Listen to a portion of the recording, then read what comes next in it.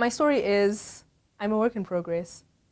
I trained as a lawyer, but I figured out early on during my training that I wasn't cut to be an insurance lawyer, drafting caveats into insurance deals or working in a bank.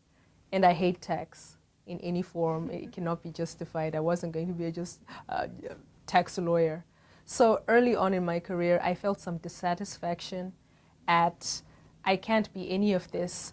And there's a whole lot, what the law entails is there's a whole lot of precedence, there's a whole lot of order. You don't just go before a judge and say good morning.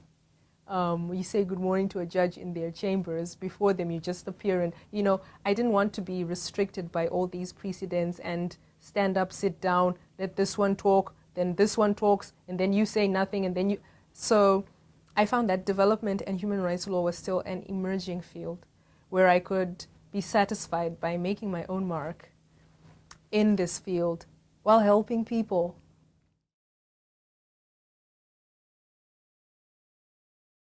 My work is connected to the UN. Let's go back to the Universal Declaration of Human Rights that says that people have rights, people have dignity, inherent dignity. And I come back to my work where someone's dignity, inherent dignity, you're not a person anymore because you're not supporting this political party, or because you've been arrested by the police and they want you to confess to something and you're subjected to some form of brutality. You're not a person anymore because you've been arrested, really? You don't have dignity anymore because you've been arrested. The way the MDGs just fit into each other, the way that human rights just fit into each other. I ask this in trainings all the time. Which right do you think is greater or bigger than the other right? People always say the right to life. That's because a human being's life, a human being, because they're alive, is important. There's inherent value in that. There's no real MDG that speaks to people's safety or people's, there's education, there's gender equality, I could name a few of them.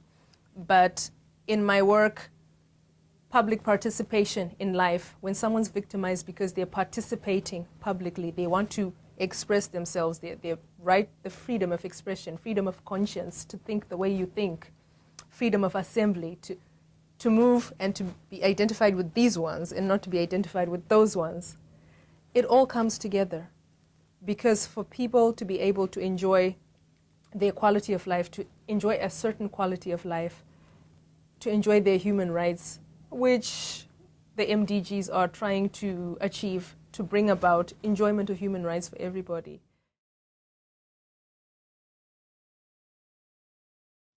One thing I've learned in this fellowship is you never stop growing and you never know it all.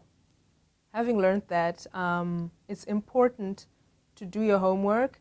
It's important to sweat the details, really. It's important to examine every corner, examine every aspect of what you're working on so that you have a full understanding of the problem. I went to the Goldman School of Public Policy at the University of California, Berkeley. This gave me a specialization, a deep insight into public policy. And now I look at everything and I ask myself, where's the public good for the greater public, not just the section?